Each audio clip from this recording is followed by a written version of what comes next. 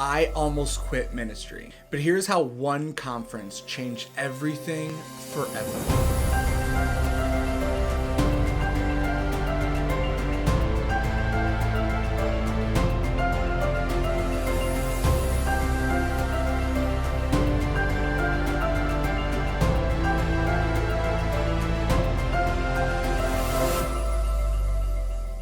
Hey there, welcome back to the channel. Today I want to share with you a story that's deeply personal, but also one that I hope will inspire you. If you're thinking about giving up in any way, I just want you to know you are not alone. This video is about the moment that I almost quit ministry and how attending one conference changed my perspective forever. You might be asking, how could one conference do all of that? I'm going to tell you.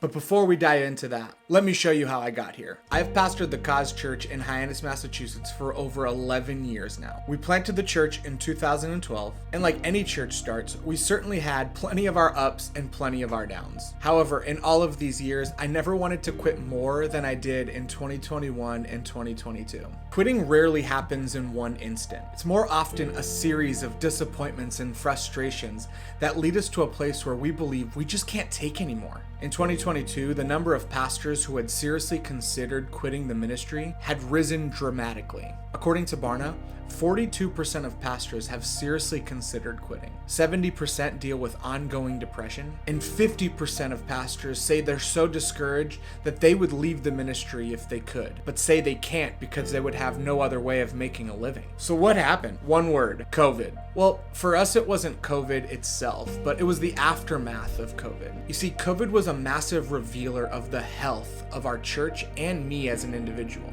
I remember how everything leading up to 2020 was about vision, right? 2020 vision. See, church people love a good pun or a double entendre. So the year 2020 was the perfect year for all of our churches to get 2020 vision, clarity about our purpose. And the truth is, for me, that's exactly what happened. It just didn't look like anything I had thought. By every metric prior to COVID, we were on a positive trajectory, especially with the Northeast caveat factored in. But not everything is as it seems. What 2020 began to reveal is that we were growing in numbers, but not disciples. Not fully devoted, wholehearted followers of Jesus. So what do? We worked harder, put in more hours, and tried more things, but only to find ourselves burnt out and wondering, is this really what it's supposed to be like? We realized that the way we were doing God's work was ruining God's work in us. It's like trying to lose weight, right? Like the greatest motivation is progress. When you put in all the work and see results. The reason why so many of us quit at anything we try is because progress isn't always obvious. We can handle process as long as we can see progress. We quit when we put in a level of effort and the results don't match the struggle. You feel like you're eating right and working out only to step on the scale and realize that the number didn't go down at all, so we quit. I felt completely lost in my ministry journey. The challenges were overwhelming, and I was on the verge of giving it all up. We began asking the question, God, are you done with us? More specifically, are you done with us here? The task of rebuilding seemed way too daunting. Between leadership loss and feeling burnt out, I just didn't think I had it in me. It felt like 9 years in, we were starting a brand new church. But in many ways, that's exactly what the Lord was doing. It's funny how the Lord has a way of turning things around. In fact, that's exactly what Romans 8:28 promises us. That he'll work all things together for the good of those who love him and are called according to his purpose. He may not have caused it, but he can always redeem it. He'll always use it. Now, a lot of things happened from the fall of 2021 to September of 2022, and I hope to unpack these things in future videos, but for the sake of this video, let me get into it. We were just tired of doing church. And then I saw this ad on Instagram. Our heart is to see presence-driven, Jesus-filled churches emerge and be sustained and thrive and flood the nations and the cities of the world. This will do so much for the church and for the world, but also it'll save families who are in the ministry. We want to stop the grind of church and invite the presence of the Lord. When you talk about Jesus with an awareness of Jesus, what you talk about is the invitation. He told me when I first started, he said, Michael, if you'll talk about me, I'll turn and look your way. And when I turn and look your way, I'll come near. And when I come near, I do things. This isn't a sermon. It's an invitation to Jesus. He hears every word. Every word. Oh, I wish more churches were built that way. That is exactly how I was feeling. I was tired of the grind. I just knew that we had to get there. Little did I know that there were churches out there that had already put language to how we had been feeling. So, September of 2022, we attended a conference that changed our lives forever. Leading up to the conference, I had been struggling. Ministry had become a heavy burden, and I questioned my purpose. It felt like I was pushing up against an unyielding wall, and I didn't know how much longer I could keep going. When we arrived at the conference, my wife asked me, okay, so we're here. What are we expecting to get out of this? And my honest answer was, I don't know. I just knew we had to be there. On night one, I prayed, Lord, if nothing else happens during this conference, may I just have an encounter with you. I want a fresh encounter with you. The speakers were phenomenal. The worship was electric, but this was the moment that would change us forever.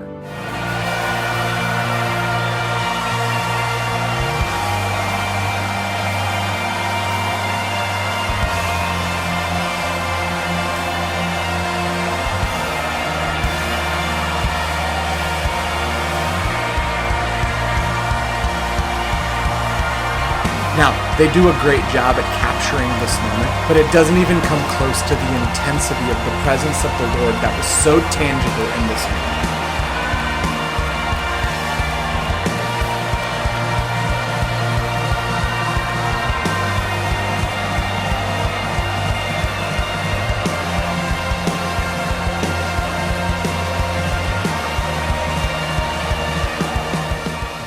It was then that I realized it's his presence that's the difference. Now, I knew that before, but in that moment, I knew it. It reminds me of the story in Luke chapter 10. It says that Martha had opened up her house to Jesus and his disciples, and she had a sister named Mary who sat at the feet of Jesus listening to everything he was teaching. The Bible says that Martha had been distracted by all of the preparations that had to be made, while Mary sat at his feet. What is a distraction? It's a pulling apart, a separating, a drawing of the mind in different directions, a pulling apart. Every force in hell is trying to distract you, divide your heart, discourage your soul, disengage your faith. The devil doesn't need to destroy you if he can distract you. So Martha turns to Jesus and says, Jesus, make her help me. Look at all that I'm doing. And this was Jesus' response. Martha, Martha, you are worried and distracted about many things, but few are needed, or indeed only one. Mary has chosen what is better, and it will not be taken from her. What's the most important thing you've been distracted from pursuing? We had been distracted with all the preparations that had to be made.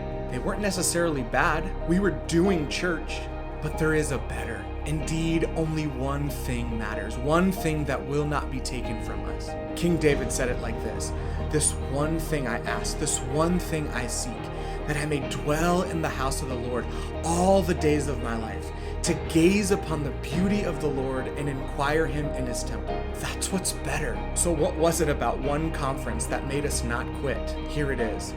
The presence of Jesus, sitting at his feet. Leaving that conference, I was a different person.